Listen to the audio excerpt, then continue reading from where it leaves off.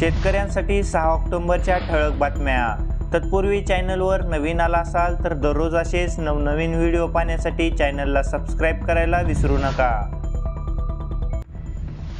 विमा कंपनीने अगोदर नकारले, कान टोचतात 1.25 लाख शेतकऱ्यांना वाटप। सूचनांकांची पुनर्पडताळणी करून मंजुरी, कोणतेही कारण न देताच नाकारले होते अर्ज।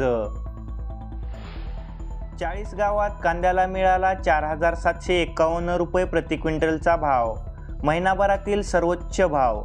आवक मात्र ओसरली, किरकोळ बाजारात दर मात्र वाढले, तरी आणखी 5000 रुपये प्रति क्विंटल भाव होण्याची अपेक्षा व्यापाऱ्यांनी दर्शवली आहे। सप्टेंबर महिन्यामध्ये अतिवृष्टी नुकसानीपोटी मागितले 520 कोटी, 4.25 लाख हेक्टरवरील शेतकऱ्यांचे पिकाचे झाले होते नुकसान।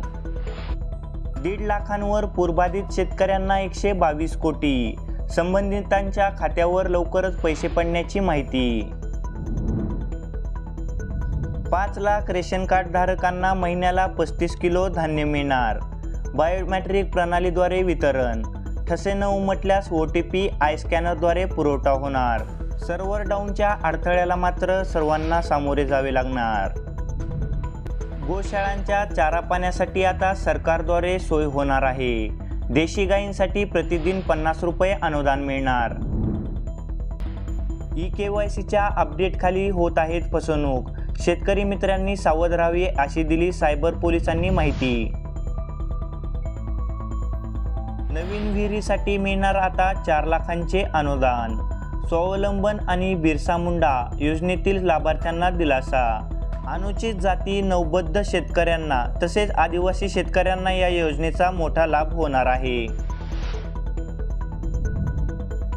ई-पीक न केलेले शेतकरी अनुदानापासून वंचित राहणार, त्यासाठी सर्व शेतकऱ्यांनी लवकरात लवकर ई-पीक करून घ्यावी अशी माहिती सरकारने दिली आहे। सोमवारपर्यंत जोरदार पावसाची शक्यता, ऑक्टोबर हिटपासून दिलासा मिळणार, शेतकऱ्यांनी पिकाची काळजी घेण्याची गरज आहे। गाळ वाहतुकीसाठी एकरी 15,000 रुपयापर्यंतचे शेतकऱ्यांना अनुदान मिळणार। गाळमुक्त धरण, गाळयुक्त शिवार कायमस्वरूपी राबविणार। या योजनेसाठी 2604 कोटींचा GR सरकारद्वारे दिला आहे। कृषी अधिकाऱ्यांची रखडलेली भरती होणार, 417 उमेदवारांच्या नियुक्तीसाठी हालचाली। पंतप्रधान राष्ट्रीय कृषी विकास कृषी उन्नती योजनांना केंद्राची मंजुरी, या योजनेकरिता 1,01,321 कोटींची मंजुरी दिली आहे।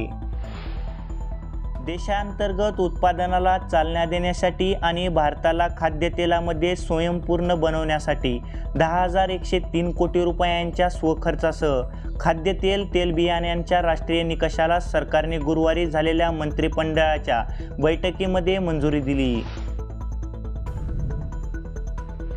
ई-नाममध्ये अडत्यांना ई-पेमेंटची सुविधा, राज्यातील 118 बाजार समित्यांमध्ये एसेईंग लॅब कार्यान्वित। या निकषासाठी 12,29,000 शेतकऱ्यांची नोंद झाली असून 476 लाख क्विंटल मालाची खरेदी होणार आहे। या निकषामुळे आता शेतकऱ्यांची फसवणूक टळणे शक्य होणार आहे।